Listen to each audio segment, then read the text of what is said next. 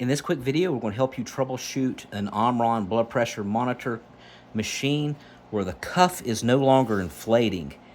So basically you have it on your arm and you can hear it, the motor's running, but this does not inflate, and of course you get an error reading. All right, so if this happens, which is pretty common with the Omron, and again, it doesn't matter what version or model Omron you have. You can have a battery-powered one like this one, you can have one that's wireless, or you can have one that plugs into the wall. It doesn't matter. So the first things first, what I want you to do is you're going to do a small reset on it. So with it on, what I want you to do is hold down this little menu button. It looks like a little page, or it might actually say menu. And what you want to do is you're going to first hold down the menu button while it's on, and then you're going to hold down the start stop button for about 10 seconds, and you don't let go while it's powered on. As you can see there, and it's going to do a little factory reset on it. Let go and see if it starts inflating. If it doesn't, remove the cuff. All right, and then what we're going to do is remove the power cord if it has one, and remove any batteries on it. All 4 batteries or 2 batteries. And then we're going to let that sit for a good 30 minutes. And then sometime while it's sitting, hold down that start stop button for about 10 seconds and don't let go. All right, then plug everything back in, plug your cuff back in, your batteries, and see if that will fix the issue. You want to find a lot of times that will fix it and the cuff will start inflating again. Next thing I want you to do is, it could be a power issue. So what I want you to do, if you're using a power cord, and if it has a power cord, remove the power cord and strictly only use the batteries. Make sure that there's a fresh set of batteries in there, and then see if it will inflate. Then you know it's a power issue, which that's actually an easier fix. And let's say it worked with your batteries. It could be your power cord that's broken and not getting full power. Replace the power cord. You can find the model number on the power cord that goes into the wall. Plug it into eBay or Amazon and buy a new one or a used one, and then see if that will fix the issue. And vice versa, if you are using batteries and it has the options to use the power cord, plug it into the wall if you have a cord, or find one. As you can see, this one does not use a power cord. It'll usually have an input port into it.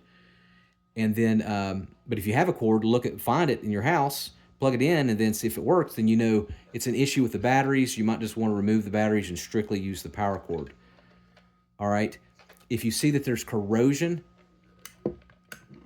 under the monitor, so what you can do is remove all the batteries and see if you see any corrosion in the battery compartment where the terminals are. And what you can do is, if you see some corrosion, or even if you don't, you can clean them with rubbing alcohol. This is 91% isopropyl, or you can use 71%. Just get a little small dab onto your Q-tip or cotton ball, go around and you clean these little terminals, the positive and the negative. You let it dry, of course, and then put the batteries back in, and then see if that will fix the issue. You want to find a lot of times that's going to fix the issue. All right, now, if you've tried that, it could be an issue with the cuff. It could either be the cuff itself. It could be the port. So remove the cuff to make sure that there's no obstruction in the port or the cuff itself. And you can get rubbing alcohol and actually clean just the rim of it, and then firmly put it back in. See if that will fix. There could be a kink in the hose. Even if you got a newer cuff like this, there could be a kink.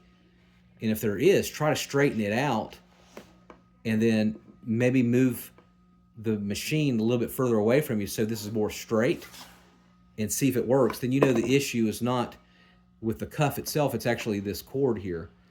There's ways, and I'll put a link at the end of this video of how you could fix that if there's a kink into it. You can use almost like a stent that you would use on a broken leg, for example, on a pet. You could actually use like a metal clothesline and have it artificially straightened up with tape and like a pencil, a couple of pencils or something, straighten it out. And you know, if you don't have a lot of money, you can try to straighten it that way. Examine your cuff, and a lot of times this will pull loose, and it's just pulling loose, and that's why it's not getting enough pressure. Or your arm might be too big.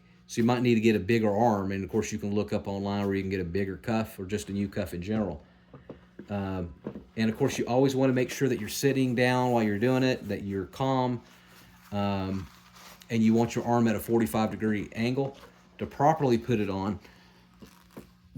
All these Omrons are pretty universal. You want your arm, like your inner arm, to be like this. So that's how I can remember, is this little wire here that goes into the Omron. That's universal like that.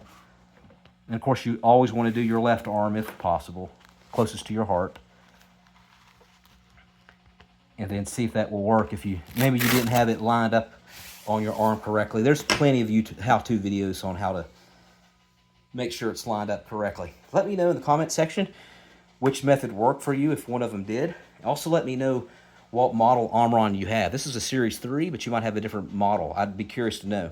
All right, thanks for watching. Make sure you subscribe.